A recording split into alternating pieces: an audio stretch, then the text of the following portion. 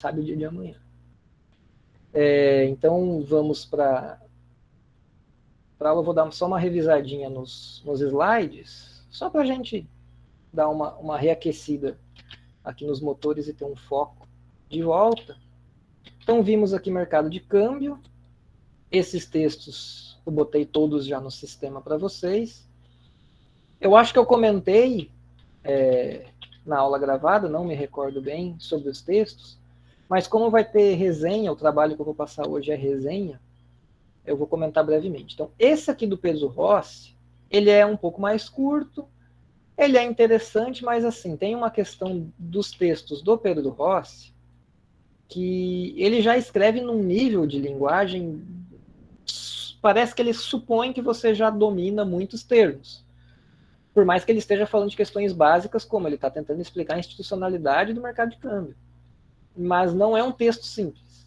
Talvez, depois de vocês já terem assistido às aulas, vocês leiam e fiquem com uma outra impressão. Eu li esse texto semestre passado, quando eu incluí essas questões de câmbio na disciplina. Não é um tema que eu tenha estudado em nenhum outro momento.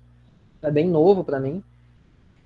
E eu comecei por esse texto. Apanhei pra caramba, porque não é simples esse texto. Quando a gente vai para esse livro aqui do lado, da Daniela Prats, que se encontra por meios legais na internet, o PDF dele, porque é do IPEA, então os livros todos, o PDF é gratuito. O capítulo 2 dela, que está no sistema, descreve a mesma coisa, a institucionalidade do nosso mercado de câmbio. Ali dá para entender bem o tema. Ali é bem escrito, bem explicadinho. É um ótimo capítulo para ler. E o capítulo 3 desse livro, que é a base para a aula de hoje, também é muito bom. Esse do IPEA é bem grande, esse texto fala de tudo, fala desde a institucionalidade do mercado de câmbio até política cambial e regulamentações tipo IOF. Ele é um apanhado geral de tudo quanto é coisa, é bem completo, então ele ajuda a fixar outras ideias. E esse, que apesar de ser velho, é de 2004, mas ainda é base para muito do que se discute de mercado de câmbio no Brasil. Ele descreve o mercado interbancário de câmbio. Bom, só para lembrar então os mercados quais são. O primário, que é por onde entra o dólar à vista, que são os agentes que não podem ter posições de câmbio, ou seja, ele não pode ter uma conta em dólar ou em outra moeda dentro do país, ele vende essas divisas para os bancos, que são os maiores agentes que podem ter essas contas. Então, é o meio mais fácil, eficiente, barato de um agente que não pode ter posição cambial trocar suas divisas por reais. Então, é por aqui que passa o balanço de pagamentos, ele passa por dentro do primário.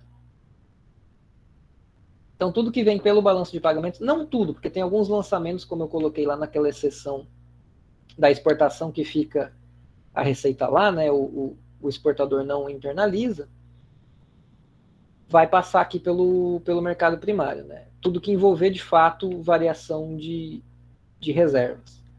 De reservas, na verdade, aquela do balanço de pagamentos, não sei se vocês se recordam de contabilidade social, quando vai fechar o balanço de pagamentos, né, no fim vai ter lá delta reservas.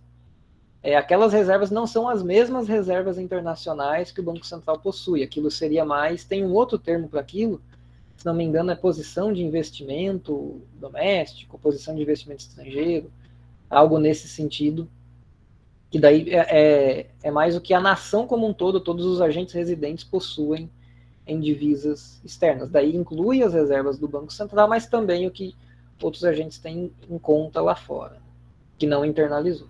Então, pelo mercado primário, é onde vai passar todo mundo que quer comprar divisas para fazer turismo, para pagar um serviço, para importar produtos, e também quem já vendeu o serviço ou produto e quer converter para reais, ou quem é de fora, tem divisas e quer converter em reais para entrar aqui dentro. Isso tudo é negociado com os bancos, que é o mercado interbancário. Tudo isso aqui é câmbio à vista, é um câmbio para agora, são trocas de saldos, de depósitos à vista em dólar no estrangeiro, como eu expliquei na aula. O mercado interbancário é onde os bancos trocam depois esses dólares entre si. Não passa ali uma entrada a mais de dólares nem nada. É uma troca dos dólares que entraram neste mercado aqui, o primário. O Banco Central, quando compra ou vende reservas, ele compra aqui, no interbancário. Mas, obviamente, que o tanto que ele vai comprar ou vender é determinado pelo primário. Porque, por exemplo, se está em um boom de commodities, está entrando muito capital no país, está entrando pelo primário, os agentes todos trocam com os bancos, e daí o Banco Central vai e compra ou vende divisas, a depender do que precisa, no interbancário. E o de derivativos, que daí é o câmbio futuro, né? São os contratos de câmbio futuro para daqui 30 dias, 60 dias, um ano. Então, esses são os mercados. Deste primeiro slide aqui, não tem mais muito que eu queira relembrar com vocês. Só isso aqui que é interessante, vem do texto lá do Garcia e Urban, né? Que é o caminho mais comum de ser feito quando se trocam dólares, né? Um banco vende dólares para o banco A, e o que acontece é uma troca de saldos, né? São transferências de depósitos bancários no exterior, geralmente denominados em dólares, e o que é feito pela antiga BMF, hoje B3, é só os saldos líquidos, né? Ela é uma câmara de compensação, ela verifica ao final de um certo período, já passo para você, Luiz, ela verifica ao final de um período o que de líquido precisa sair de um banco para o outro, porque em um momento pode ser que um banco comprou dólar e quer se desfazer, no momento seguinte, inesperadamente vem um cliente precisando de dólares, daí ele tem que correr atrás de volta dos dólares. Então a clearing de câmbio ela é para organizar os fluxos e diminuir a quantidade de transações. Diga, Luiz. Professor, uma dúvida. O Banco Central ele também faz transações com outros bancos centrais? Sim, faz. Por exemplo, se a gente lembrar da aula lá de políticas monetárias não convencionais, uma das políticas foi do Fed, foi linhas de crédito em dólar para outros países. Daí o que acontecia? O Fed passava dólar para outros bancos centrais, e esses bancos centrais negociavam, então, dentro do seu mercado doméstico. Então, é como se o Banco Central, ao invés de comprar dólares, deixa eu voltar um pouquinho, ao invés do Banco Central estar comprando dólares aqui no interbancário, ele estava adquirindo via um empréstimo com o Fed, para ele, Banco Central, ter mais reservas cambiais, e daí ele poder jogar dólares aqui no mercado interbancário. É um jeito de o Banco Central arranjou, né, para ele injetar recursos aqui dentro. O FMI não é exatamente um banco central, nem o BIS, mas em certo sentido é como se fosse, né?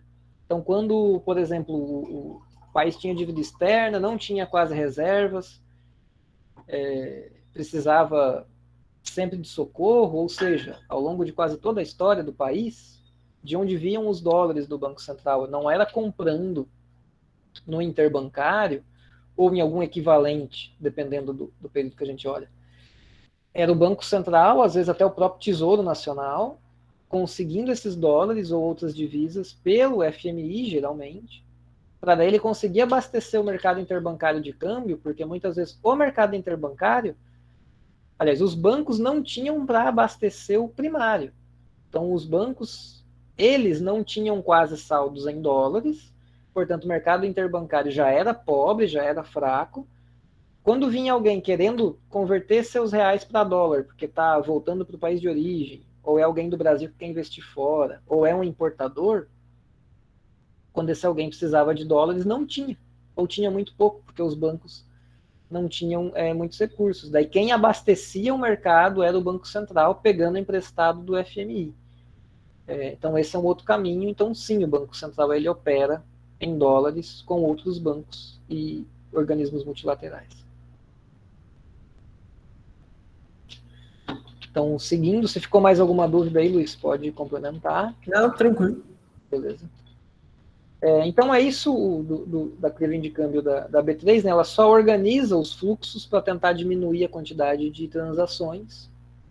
E aqui que é um ponto, né, interessante para ressaltar, né? A transferência dos reais, quando um banco vende para o outro no interbancário, a contraparte são reservas bancárias, de novo, eu sempre ressalto para não confundir uma coisa com a outra, via STR, que é o sistema de reservas, de transferência de reservas bancárias. Se não me engano, esse sistema não tem mais esse nome, tá? Esses sistemas eletrônicos do Banco Central, conforme eles vão evoluindo, bota um software mais avançado, bota, sei lá, um blockchain, uma criptografia de ponta a ponta, dependendo do avanço, o Banco Central vai e muda, né, o nome do sistema eletrônico. Como esse texto é de 2004, bem provável que o sistema tenha outro nome hoje.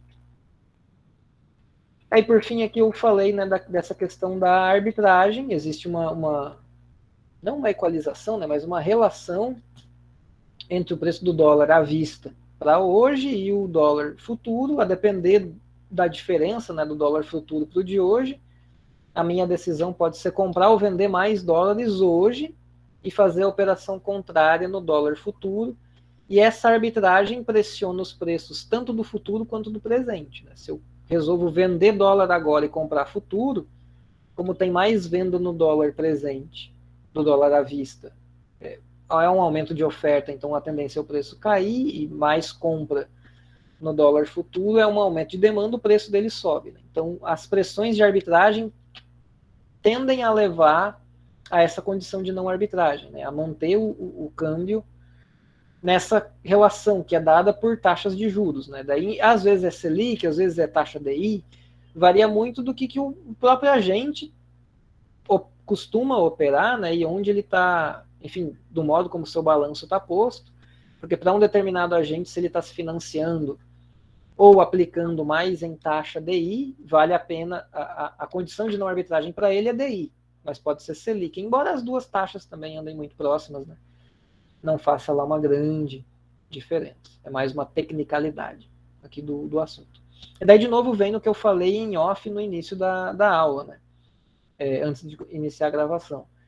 Se há uma expectativa de que o dólar vai subir o preço, pela arbitragem, o ideal seria eu já compro o dólar à vista agora, porque agora ele está barato, amanhã ele vai estar mais caro, e faço operação contrária no dólar futuro. Ou se eu acho que o dólar vai cair, eu inverto. Então, essas posições, geralmente os bancos, como eles atuam nas duas pontas, né, toda vez que eles abrem uma posição em um desses dólares, seja no spot, seja no futuro, ele faz o contrário na ponta seguinte, ou para fazer hedge, ou para especular, achando que vai estar, enfim, o dólar indo para alguma direção que ele consegue antever. Então, é por aqui também que passam esses canais aqui de expectativas.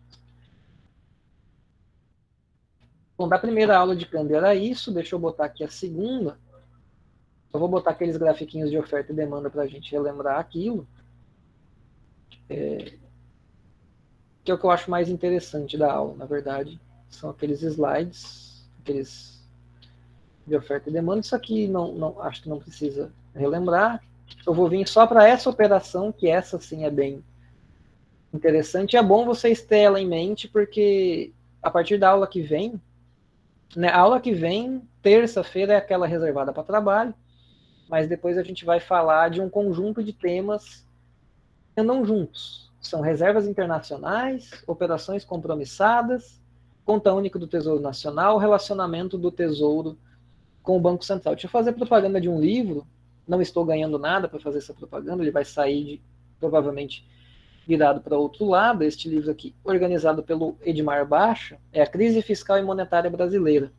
Eu comprei ele, chegou tem 2 semanas, tô louco para ler, não tive tempo ainda de ler, mas é muito bom e eu preciso ler, eu tenho que começar tipo hoje à noite a ler, porque ele vai servir para eu melhorar as aulas da semana que vem.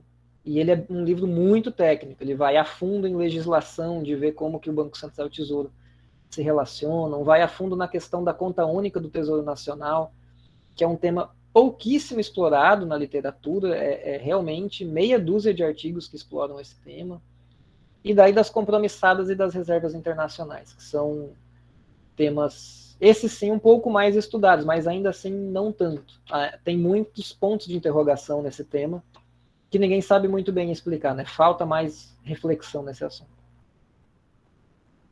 Então, quando entra dólar no país, a tendência é, no mercado de câmbio, né, fazer com que ele se aprecie.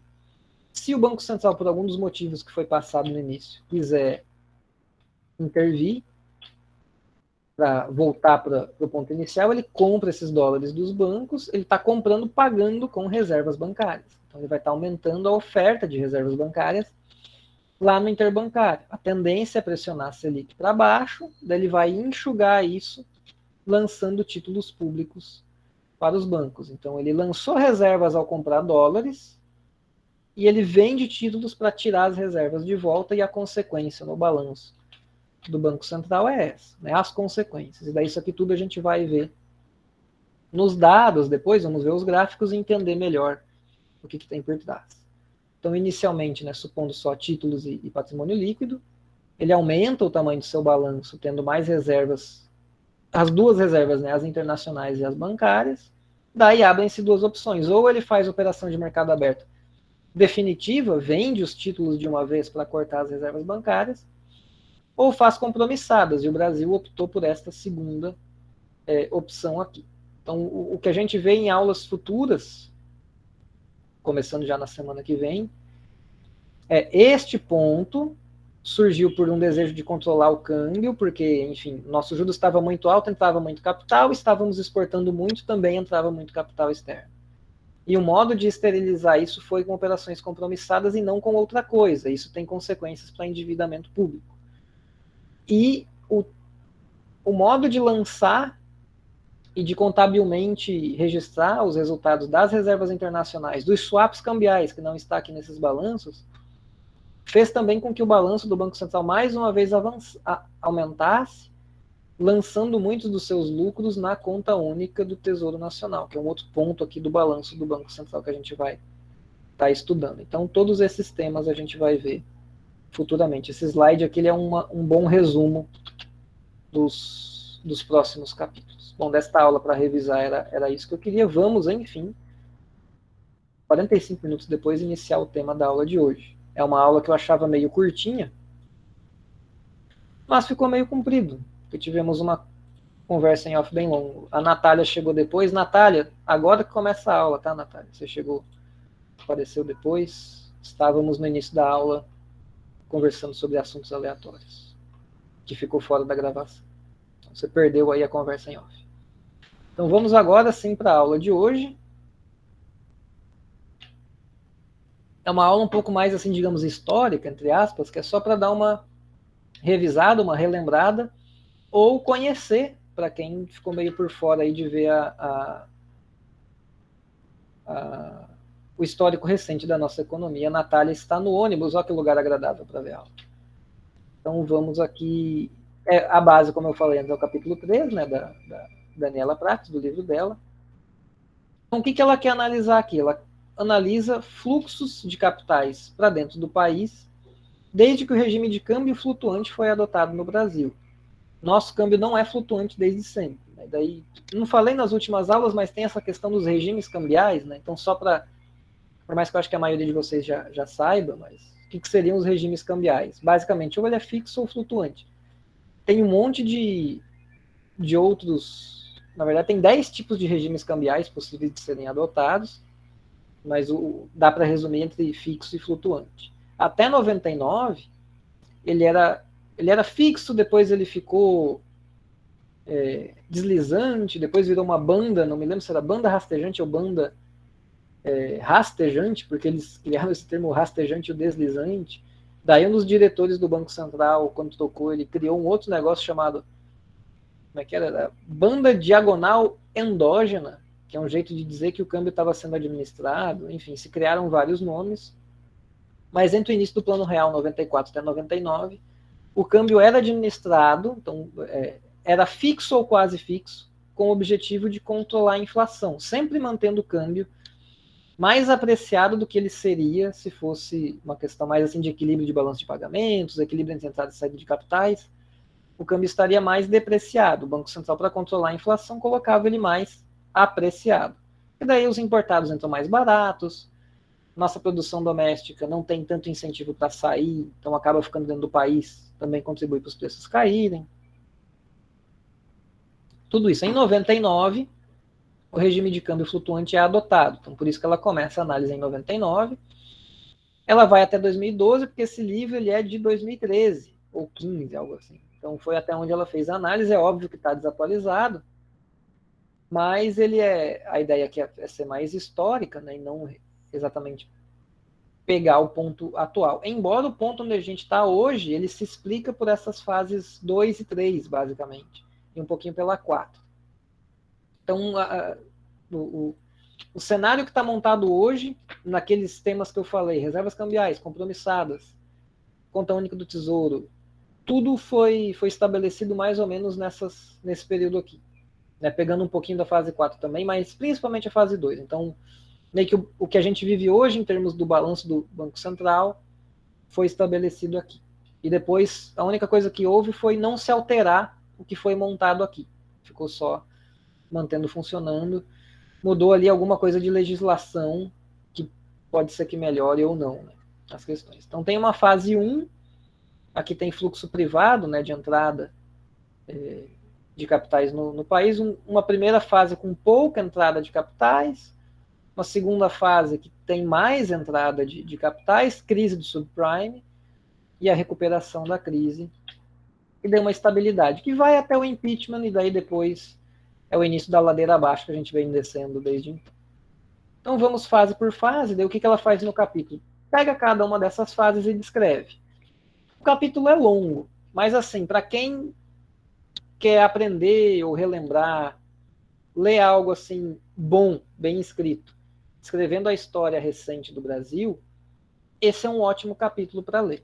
Ele, por mais que o foco entrou e saiu capital, e o que deu com a taxa de câmbio, como que o Banco Central interviu, quais instrumentos utilizou, ele fala de muito mais coisas. Então, por exemplo, pega ali 2001, o Lula estava bem nas pesquisas. Meu Deus, vão implantar o comunismo no Brasil.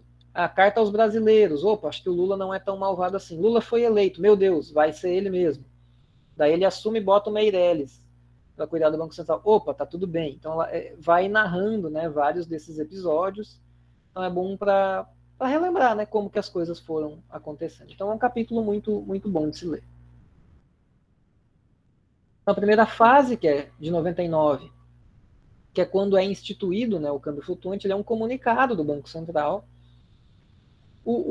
Não só o Banco Central, mas tudo do governo, né, essas coisas são regulamentadas por instrumentos jurídicos, infralegal o nome para todos esses outros instrumentos. Então tem as leis, e muitas leis colocam lá, tal coisa vai ser regulamentada por tal órgão.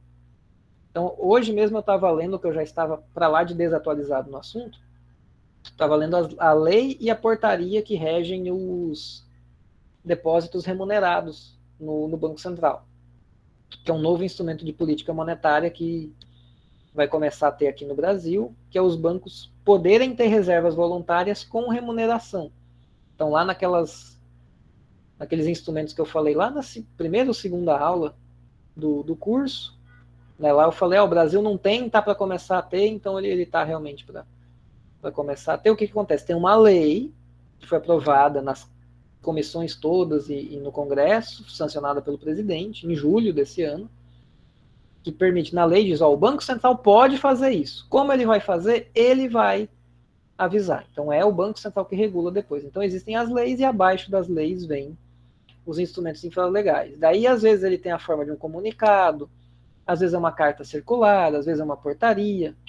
Eu, para ser sincero, não sei bem a diferença. Por que uma coisa se chama comunicado e por que outra é uma portaria. Se tem algo do tipo, tais coisas vão via portaria, tais coisas vão via comunicado. Não sei bem a diferença, mas é uma questão que não é para a gente, né? É lá para o direito. Então, o câmbio flutuante foi um comunicado, foi um instrumento infralegal do Banco Central, porque provavelmente tinha uma lei amparando, dizendo que o regime de câmbio, quem regulamenta é o Banco Central. Então, tem uma lei que diz que o câmbio vai ser o que o Banco Central deliberar. Né? Se fosse uma lei dizendo é câmbio fixo, daí só poderia mudar para flutuante com outra lei, né, que revogasse a antiga e colocasse alguma coisa no lugar. Então tem uma lei que já dá poderes ao Banco Central, daí ele só regulamenta depois por esses outros instrumentos. No caso, é comunicado. Então este comunicado de janeiro de 99, que é quando o Banco Central diz, a partir de agora a gente não intervém mais no câmbio, em questões de patamar da taxa. A gente só interfere para volatilidade, evitar subida e descida muito brusca, né, do câmbio dentro de um dia ou de um período curto, mas a gente deixa o patamar aí para onde o mercado quiser. Nunca é assim na prática, né, em nenhum lugar do mundo, mas deu a entender ali que o mercado ia poder fazer o câmbio, né, com base na entrada e saída de capitais mesmo. Então, nessa primeira fase, né, desequilíbrio, tem um desequilíbrio entre demanda e oferta de divisas. Primeiro, já não tínhamos reservas internacionais, porque elas foram constituídas depois. Segundo, o governo tinha dívida externa com o FMI grande, então também tinha essa questão de pagar uma dívida em dólares com o FMI. Nosso balanço de pagamentos tinha déficits, porque desde 94 o dólar estava sobrevalorizado para poder diminuir a inflação e tudo mais. Então tínhamos esse déficit. Também por conta do déficit, houve um acúmulo de passivos externos, que é isso? Empresas domésticas, e em alguns casos até governos estaduais e municipais, se financiando em dólar, pegando empréstimo fora do país em dólares. Então, quando você libera o câmbio para ser o que o mercado quiser, se esse câmbio desvaloriza, quem tem uma dívida em dólar vai ter que pagar mais. Então, uma dívida de $1 milhão, quando o real é um real por dólar, você tem uma dívida na prática de R$1 milhão. Você converte esses reais para dólar, pronto, pagou. Daí o Banco Central fala, agora eu liberei o câmbio, ele vai para onde o mercado quiser. Ele sobe para 2, aquele $1 milhão que você deve, agora são R$2 milhões. Então, como a operação da empresa ou a receita do município do governo estadual é em reais e o passivo ou a dívida está em dólares, também tem esse problema de deixar o câmbio flutuar, porque obviamente o câmbio iria para cima, porque ele estava colocado valorizado de modo artificial, intencionalmente. Né? Então, quando você libera, ele vai liberar no sentido que foi que o Banco Central nunca deixou ele chegar, né? que era para cima, né? Ele sempre manteve abaixo. Então, obviamente, teria esses problemas. Quando soltou, de fato, algumas empresas quebraram, e também teve problemas de desvalorização logo na implementação, porque teve vários problemas neste pequeno período. Então, tem uma bolha de ações de alta tecnologia nos Estados Unidos que estoura em 2001. Tem a crise do 11 de setembro, que gera muita incerteza. Meu Deus, será que isso é o começo de uma guerra maior? Crises cambiais na Argentina e na Turquia. O PT ascendendo ao poder, que também se gerou muita incerteza. Então, tudo isso gera problemas no banco, no nosso balanço de pagamentos. Deixa eu ver só aqui o Luiz. Engraçado que o câmbio foi instituído poucos meses depois da reeleição. Isso tem muitos rumores, né, de que na verdade não é engraçado, isso foi, sim, o câmbio flutuante, eu entendi. Tem muito rumor de que o Fernando Henrique Cardoso e sua equipe deliberadamente seguraram, né, o câmbio até ele ser reeleito, para daí, eu não vou fazer isso antes da reeleição, porque senão eu não me reelejo. O Fernando Henrique, não sei se vocês sabem, mas ele tem uns livros, que são os Diários da Presidência, que é muito bom. Eu li o primeiro. São livros gigantescos, assim, tem que ter muito saco para ler. Então eu tive saco para ler só um, ele já tem uns 2, 3 anos. De vez em quando dá vontade de começar o segundo, mas a vontade passa bem rápido. É muito interessante, é muito bom de ler. Primeiro que assim, dá vontade de chorar, porque você vê as coisas que o Fernando Henrique Cardoso fala e você vê a presidência atual e você diz, meu Deus, como a gente desceu tanto o nível. Né? O Fernando Henrique é um grande intelectual, né? O cara fala trocentos idiomas, doutor em sociologia, teve teses acadêmicas muito, enfim, de ponta, né, no campo dele. Enfim, um cara muito inteligente. Tem discussões muito aprofundadas de coisas extremamente específicas no livro. Então, é muito interessante assim ver como é o dia a dia de um presidente, se ele leva realmente a sério o problema. Então, tem uma discussão de leis portuárias. Daí ele vai narrando, o fulano defende tal coisa, o outro defende outra, e ele tem explicações técnicas para dizer que a legislação tem que ser de um jeito e não de outro. Tipo, o cara entende de tudo, até de como portos devem ser geridos. Ele realmente é um cara muito, muito inteligente. Bom, tudo isso para dizer que eu não li o Diário da Presidência deste ponto da reeleição e do câmbio flutuante para saber se lá ele dá alguma pista ou não. O que ele dá pistas já no primeiro livro, porque os Diários da Presidência de fato eram diários, né? Ele gravava quase todo dia num gravador de voz, um diário, o que acontecia no dia. Daí depois ele só transcreveu, não ele, né? Ele pagou alguém para ouvir as muitas horas de áudio e escrever, e ele saiu limpando coisas que ele não queria que aparecesse. Diz ele que ele limpou só os momentos que ele estava estressado e que ele xingou as pessoas. Talvez ele tenha limpado algumas coisas a mais. Mesmo assim, um relato muito interessante. Para quem gosta de política e para quem gosta de história brasileira e tal, é um livro fundamental. Eu só não sei se é fundamental ler todos os diários, mas ler o primeiro livro é bom. É uma leitura muito, muito boa. E daí lá ele já fala da ideia dele da reeleição, né? Porque daí ele se pinta como uma pessoa muito altruísta e de boas intenções. Daí ali eu não sei o quanto que dá para acreditar nele. Mas ele diz, não, eu reluto em querer me reeleger, mas se eu não me reeleger, vai saber quem que é eleito no lugar, e o plano real, e se eu não for eleito, vai que alguém que não se compromete com o plano real e a inflação volta, enfim. Pode ser que seja boas intenções ou não, né? O que ele botou no livro foi isso. Enfim, retornando aqui, hoje a aula ela está indo para tudo quanto é lado, menos para aula. Então, com o acordo que o FMI tinha com o Banco Central e com o Tesouro, dentro daqueles pacotes de ajuda do FMI, né? Ó, eu te empresto, Brasil, milhões, bilhões de dólares, mas não é só você me devolver com juros, tem condições, né? Tem coisas que você tem que fazer. E o acordo vigente, na época, quando colocou o câmbio flutuante, uma das cláusulas do contrato era que o Banco Central não podia operar no mercado futuro. O FMI proibia isso. E também, no mercado à vista, havia um limite, havia um limite no uso das reservas para intervir no mercado. Tinha reservas, na época, 20 bilhões de dólares, só que o limite que podia usar era entre 1,8 e 3 bilhões. Tinha um cálculo lá, uma fórmula. Então, tinha reserva, mas não podia usar só pouco. Então, não podia atuar no futuro e no à vista era só um pouquinho. Mas o FMI esqueceu que esse é o Banco Central do Brasil. E brasileiro é bom de dar jeitinho. Então, qual que foi o jeitinho que a gente deu? A gente falou, eu não posso fazer swap, eu não posso vender muitas reservas, eu vou emitir um título público indexado ao câmbio. E daí eu satisfaço parte da demanda por hedge e por arbitragem do mercado, e com isso eu consigo influenciar na taxa de câmbio. Em 2001, o FMI viu e falou, bom, vocês são criativos mesmo, pode voltar a operar swap, o FMI liberou a gente para voltar a operar swap, porque a gente conseguiu burlar o acordo deles. Você vê, né, eu em off antes falei, né, que coisa horrível essa do brasileiro, mas às vezes é bom, né, às vezes o FMI tá aí querendo atrapalhar a nossa vida e nós damos um jeitinho de dizer, cumprir o acordo e descumprir o acordo ao mesmo tempo, né, a gente cumpriu o acordo, a gente não burlou nenhuma regra, e a gente conseguiu burlar a regra ao mesmo tempo, né, brasileiro enfim, é pro bom e pro ruim nessa nossa criatividade. Então, aqui, movimento do câmbio, esse gráfico dá para pular. Só pegar esse que é interessante.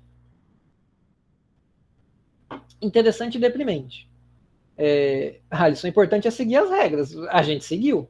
A gente não fez nada de errado. Eles não estavam falando nada de título indexado ao câmbio. Segui a regra. Burlei a regra também. Então, do lado direito, pegando a linha vermelha, é o câmbio, né, de fato. Então, o câmbio é o ponto mais alto, nem deu 3,90. Que saudade. Óbvio que isso aqui, para atualizar para hoje, teria que considerar a inflação doméstica, a inflação dos Estados Unidos, para atualizar e botar, né, inflacionado.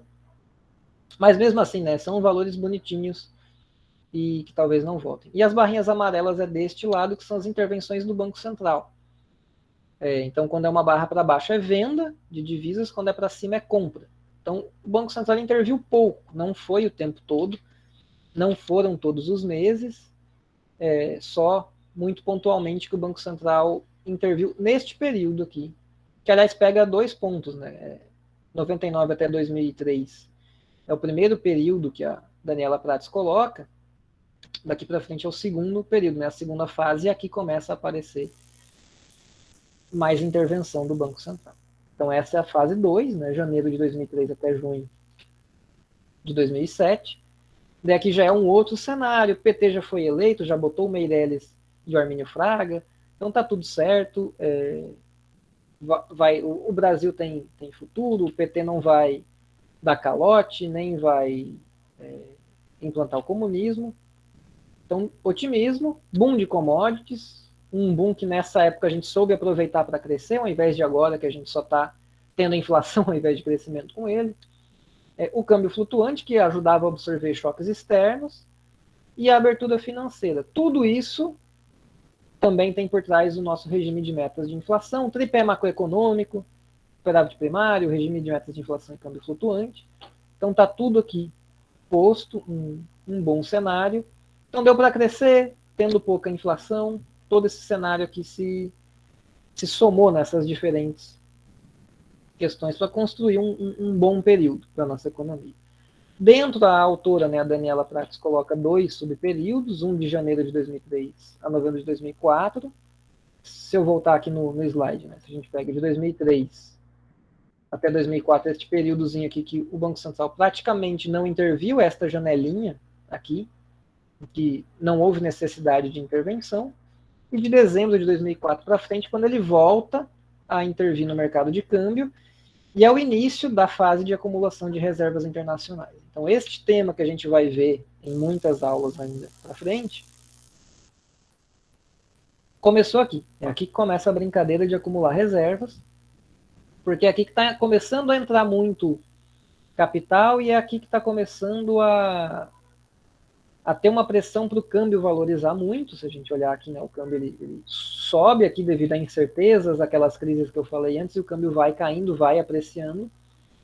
O Banco Central, por mais que diz que o câmbio é flutuante, ele também, por outro lado, não quer deixar ir para qualquer lado, né, ficar só caindo. Então ele começa a comprar divisas para não cair tão rápido. O contrafactual seria, se não houvesse esta compra, esta queda talvez fosse mais intensa, né, fosse mais acentuada e o dólar se apreciasse ainda mais. Deixa eu ligar, volta aqui. O saldo cambial positivo que tinha no Brasil era das transações correntes, o movimento de capitais neste momento, né, as duas partes, né, do balanço de pagamentos. O movimento de capitais tinha déficit, muito pela conta rendas de investimento, né, dividendos emitidos para o exterior, né, lucro obtido aqui para as sedes das empresas lá fora, e muito porque o Tesouro Nacional, não o Banco Central estava comprando dólares para acumular reservas, mas o Tesouro também estava comprando dólares, então 2 braços do governo demandando esses dólares, mas o Tesouro era para pagar a dívida externa, então o Tesouro estava acumulando esses dólares para quitar aqueles acordos com o FMI e não se vê mais, né, restringido por cláusulas desses acordos. Aqui tem um monte de informação nesse gráfico. Em amarelo são de novo as intervenções, né, do Banco Central, ele comprando dólares.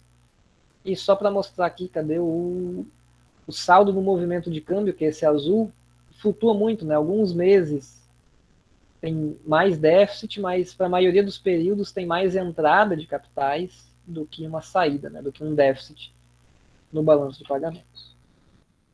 E aqui o movimento bruto de câmbio, lembrando lá do mercado primário, ele tem 2 quebras, né, o comercial, que seria transações correntes, e o financeiro, que seria o movimento de capitais. As 2 barrinhas são muito próximas, até 2005, mas daqui para frente o financeiro começa a se descolar, né? Começa a ter mais entrada de câmbio por questões financeiras.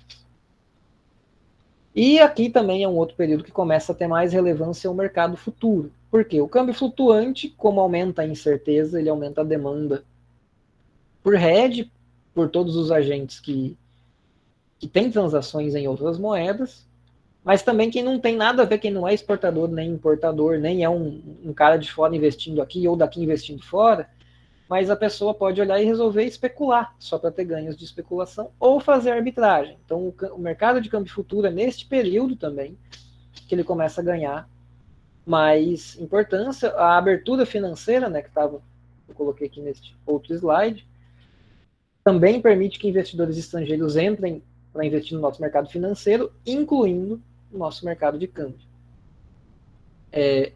Combinado com isso, como eu falei lá na primeira aula de câmbio, né, os agentes não bancários, eles não podem ter posição de câmbio à vista. mas tudo bem operar no câmbio futuro. Então, cria-se essa assimetria que eu já mencionei. Então, aqui que o mercado de câmbio futuro começa a crescer, ganhar importância e ter essa predominância de ser nele que a nossa taxa de câmbio é feita. Né? A transmissão aqui no Brasil é do câmbio futuro para o câmbio presente, não o contrário, como acontece em outros países.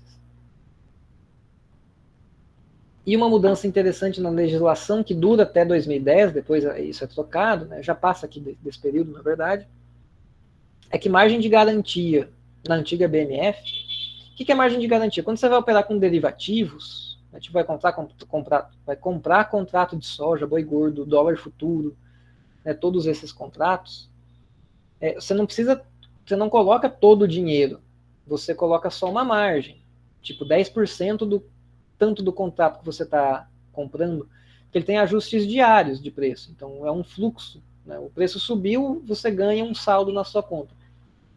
Caiu o preço do contrato futuro que você comprou, desconta da sua margem de garantia, até que chega um momento em que a corretora é obrigada a remover a sua posição, né, e você está fora deste contrato.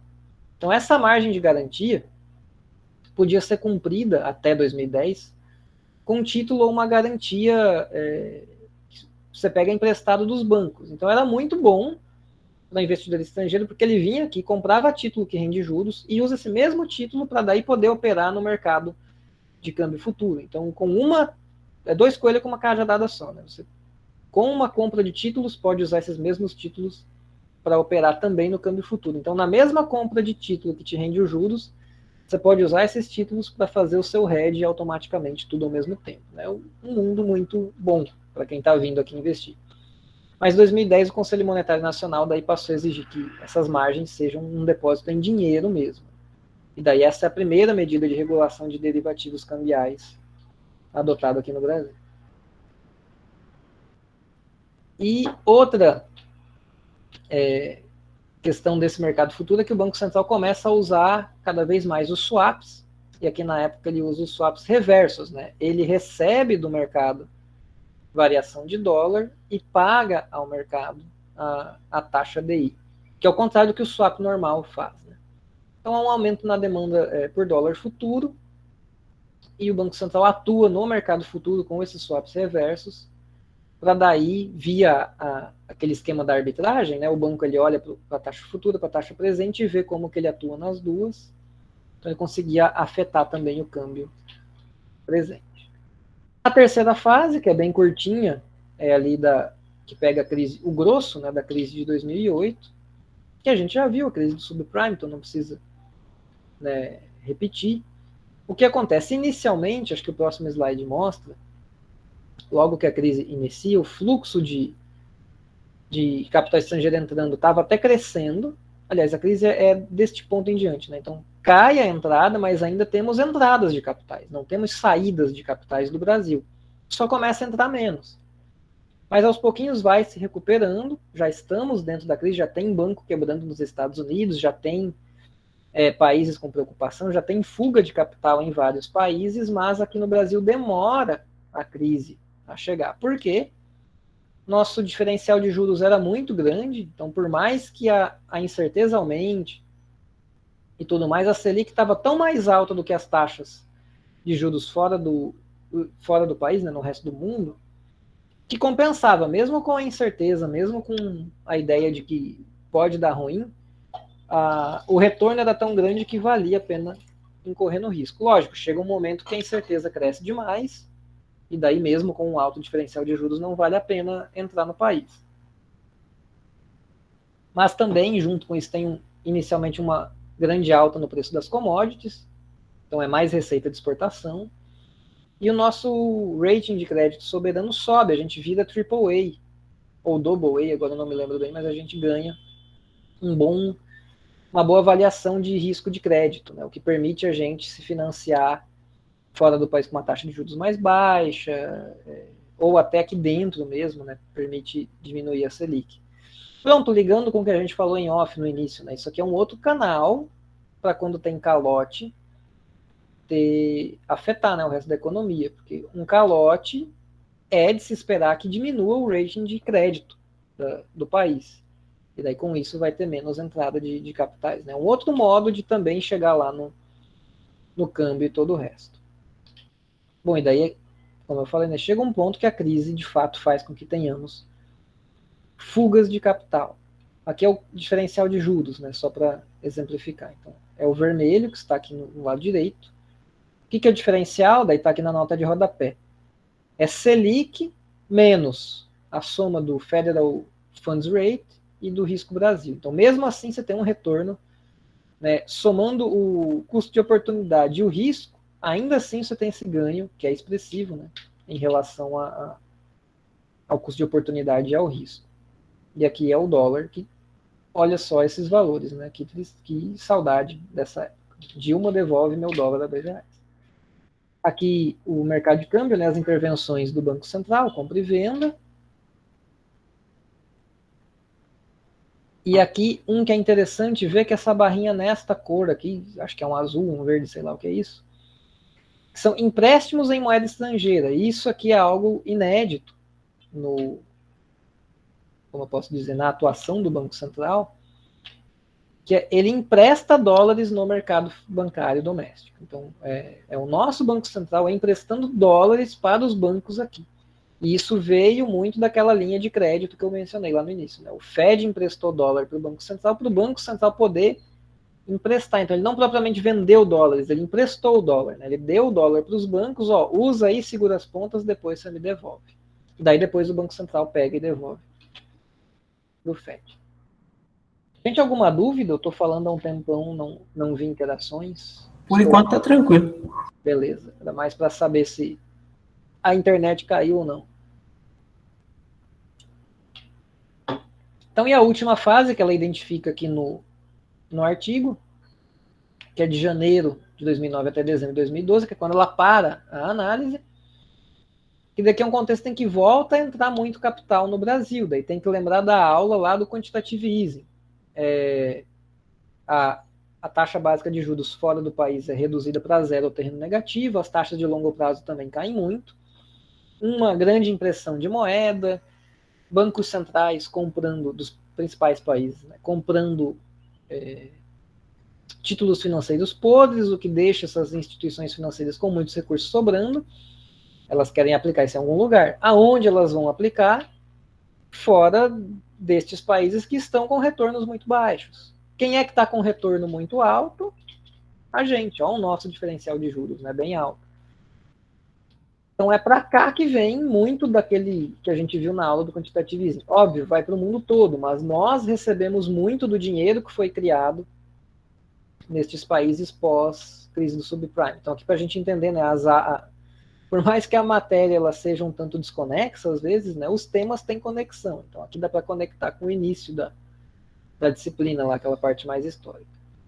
E depois, países que até eram seguros, daí ligando com a aula lá da crise europeia, né, tipo os PIGs, né, Itália, Europa, Itália, Portugal, Espanha, Irlanda,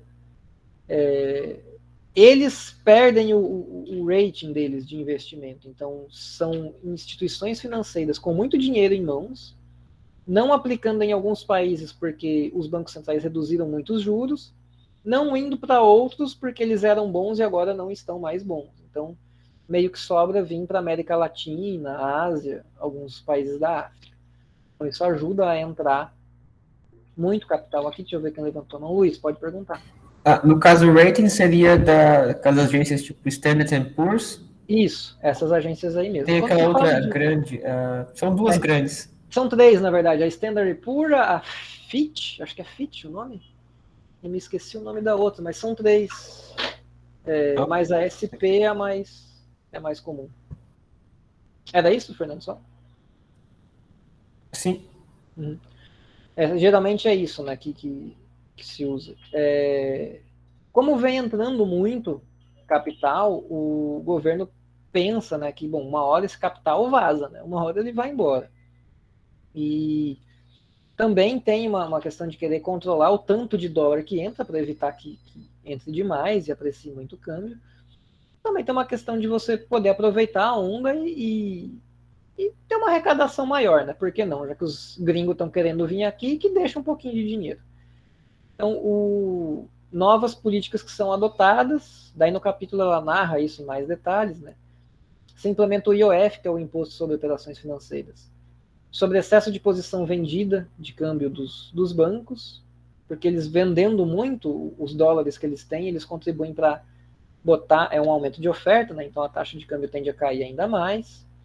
IOF também sobre investimento de portfólio em renda fixa, então os gringos que vêm, o lucro que eles têm, né, ao aplicar em juros, vai cobrar um imposto em cima, que é o IOF, e também sobre quem se financia fora do país, para evitar de ter uma acumulação de passivos externos, né? Porque nesse período com os juros lá fora muito baixos, muitas empresas aqui podem olhar lá para fora e dizer, ó, o câmbio está valorizado e os juros lá fora está muito baixo, muito mais baixo do que aqui. Vou me endividar lá fora, não vou pegar um crédito aqui dentro.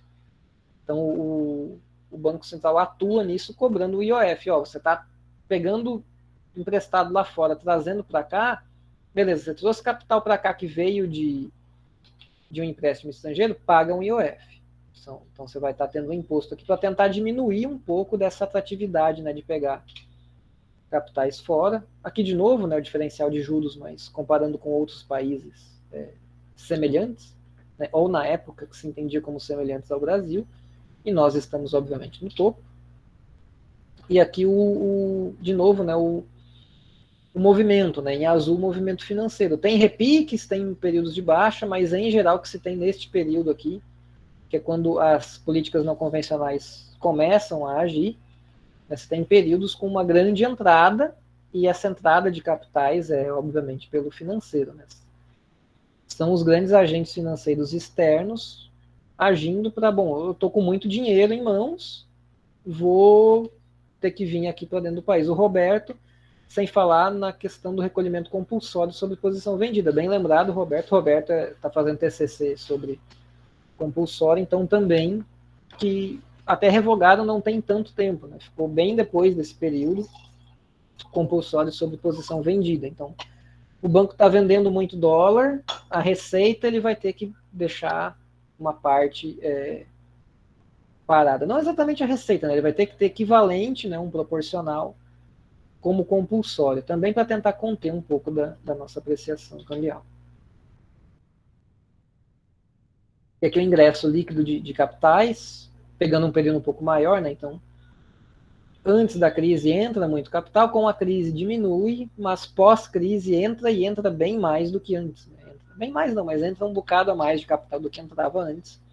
Muito por conta desse contexto, né? Das políticas não convencionais, excesso de liquidez no mundo todo, etc. Aqui a nossa taxa de câmbio, mais uma vez, agora está no eixo esquerdo. Bom, gente, a aula de hoje era isso. Eu falei que era curtinha, ainda bem que tivemos um momento de conversa em off, senão ela ia durar muito pouco. A aula era mais esse panorama histórico mesmo que eu queria passar para vocês e para ir amarrando as ideias. Essa aula ela conecta, né, o que a gente viu para trás. A aula que vem eu falo de reservas internacionais. Daí ali também conecta com o que a gente já viu e conecta com os temas das próximas aulas. Tem mais um trabalho aqui para eu passar. Vocês têm alguma dúvida, gente? Ficou alguma dúvida ainda? Ou assuntos em off, se quiserem também, né? Obviamente podemos falar sobre isso. Bom, então eu vou passar o trabalho. Só uma coisa. Sim, pode perguntar. Porque aqui no início da aula você falou sobre... Deixa eu achar o chat. Aqui, piora nas expectativas leva a uma desvalorização do câmbio. Você pode explicar essa relação aqui de novo, por gentileza?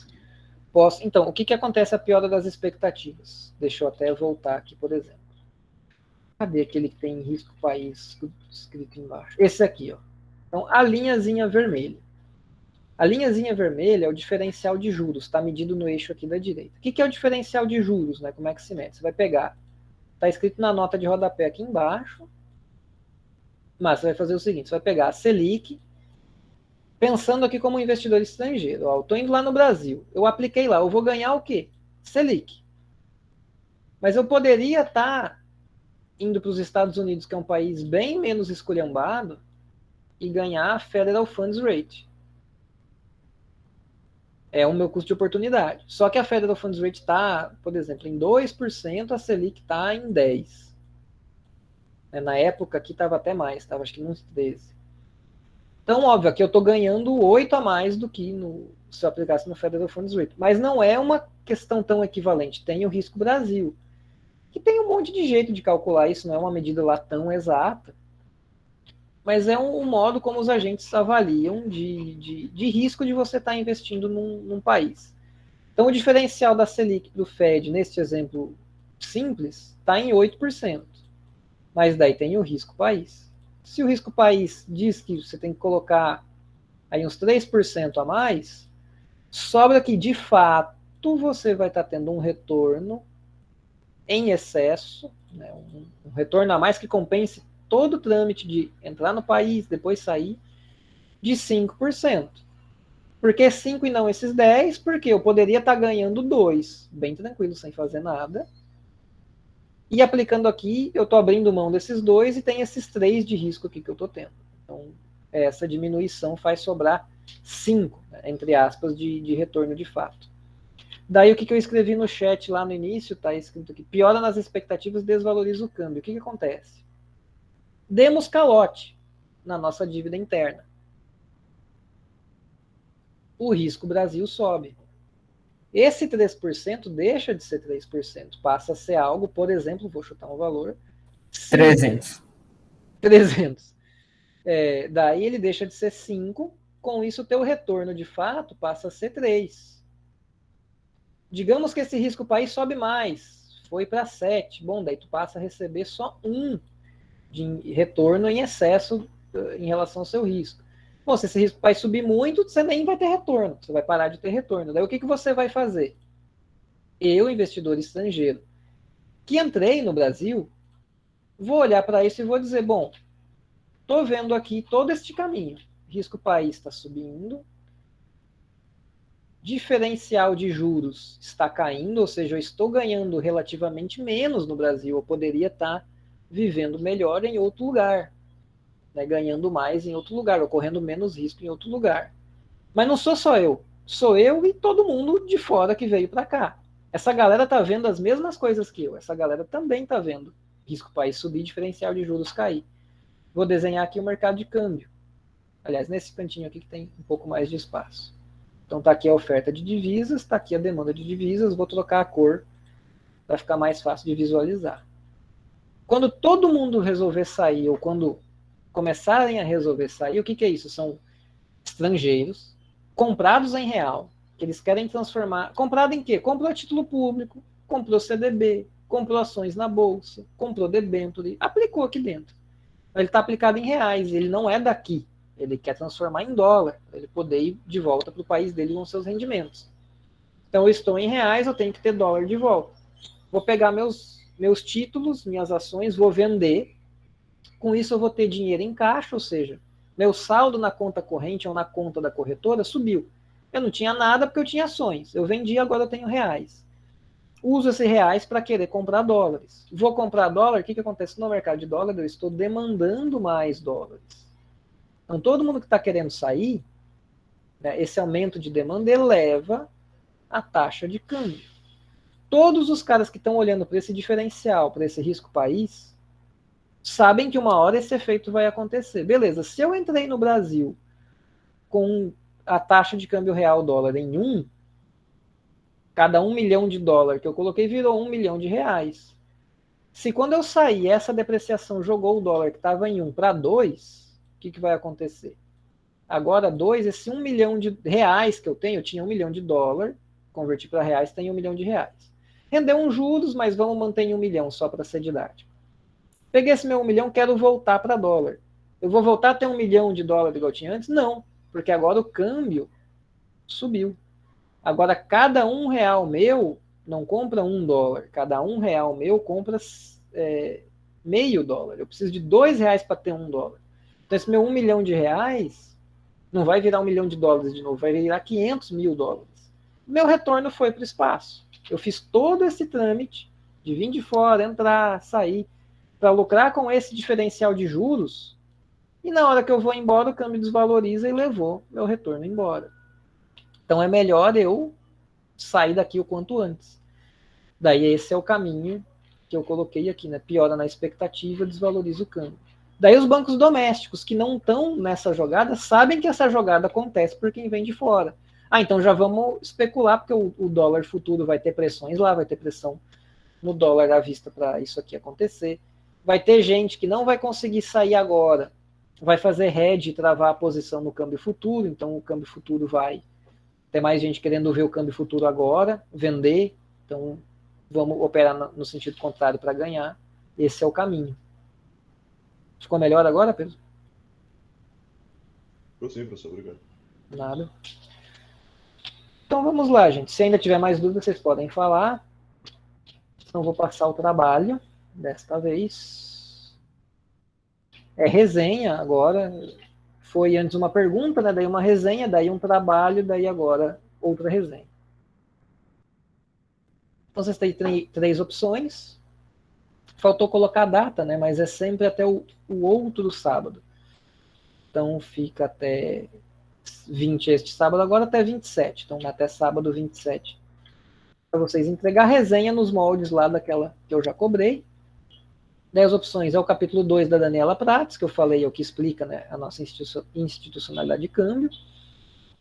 O Bastos e Fontes, que é grande, mas ele é bem completo sobre a institucionalidade, então quem quiser ler ele pode ser nele também. Tem o Garcia e Urban, que também é sobre a nossa institucionalidade de câmbio. Acho que eu até vou colocar depois, gente, eu vou colocar também a opção capítulo 3 da Daniela Prates, que é longo, é um capítulo demorado, mas tem muito gráfico. Então, em termos de páginas, não é tanto assim quanto parece ser. Porque, enfim, às vezes alguém pode ter ficado interessado, né?